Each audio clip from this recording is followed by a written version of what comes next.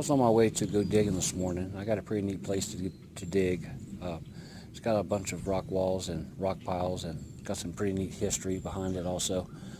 About 9:30 this morning, I get a phone call from my wife stating that my son's school had a threat against it, so they were transporting all the students and all the staff to a different school in the county. So I whipped it around and came back home.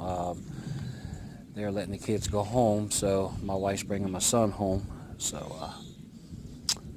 yeah, it breaks my heart that my child has to go through that just to go to just to go to school. I didn't have to I didn't have to deal with that when I was growing up. Kind of wish I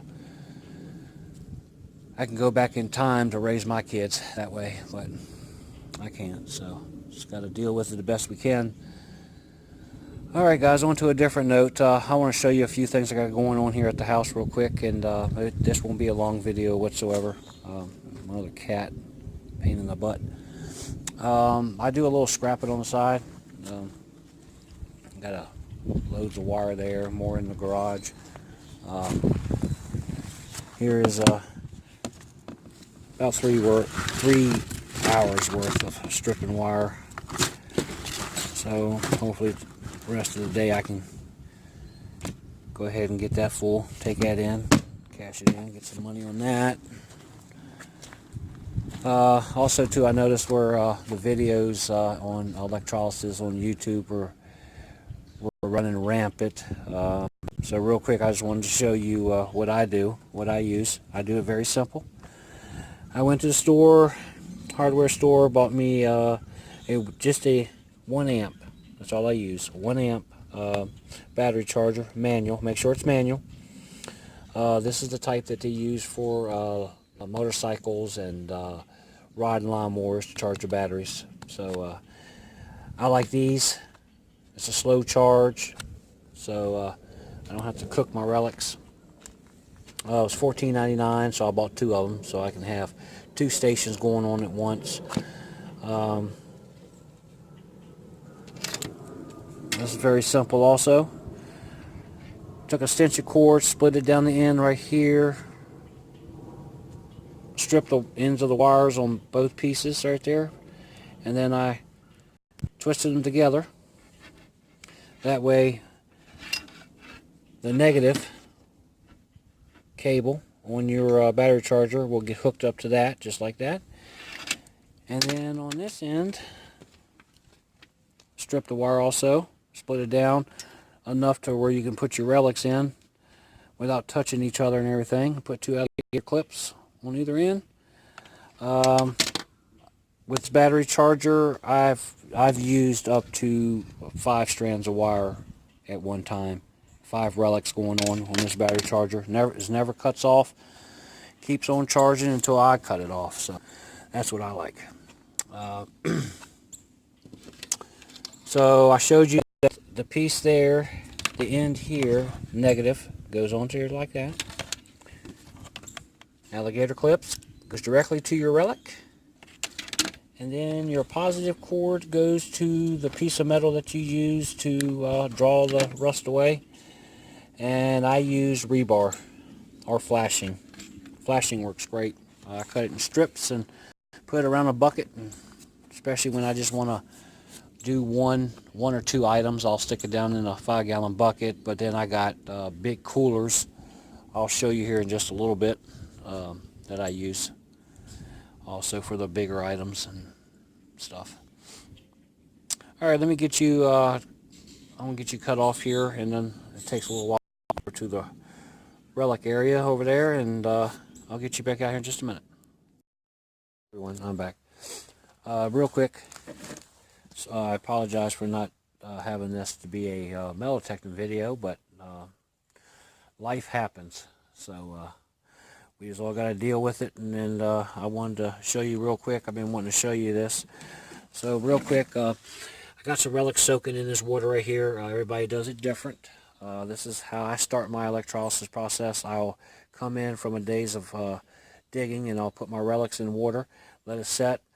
Then I'll take them out, and then I'll water brush it off as much as I can, or whatever comes off, and then I'll put an electrolysis bath. I failed to mention that I use Arm & Hammer baking soda. That's what I use. Other people use different things, but that's what I use. It's really cheap, 50 cents at the dollar store. I buy 12 at a time, so I do a lot of electrolysis. But after I get that done, I'll pull the relic out of the electrolysis, and then I'll soak it overnight again to get the Arm & Hammer baking soda out of the relic. If you do not do that and you proceed on to your waxing treatment, you'll notice 3-4 days a light white film will come out on your relic. Looks terrible. I learned from experience. So that's the reason why I go ahead and I re-soak my relic after the electrolysis, and then I'll put it in the wax treatment. And what the wax does, it absorbs all the moisture out of your relic, and plus the wax will coat it. I use a paraffin wax. I buy at Hobby Lobby or places like that. You get it in a brick. You melt it down. People do it different ways. But I've also melted candles down. So, I mean, that does work. So, it's paraffin wax. But I'll give you a quick preview of some of these relics are sitting in here. Got pieces like that. I got bunches of chains. I got this real nice piece right here that I want to get done. Latches that goes onto a wagon. So, man, this water's cold. Got that piece here. Like I said, this part's waiting to go in electrolysis. This part here is I haven't had a chance to soak any of that water yet. Got a real nice little heart lock. This has already been in electrolysis once. Got to go again. Sometimes you got to do several treatments of it. This part here is a canteen I dug.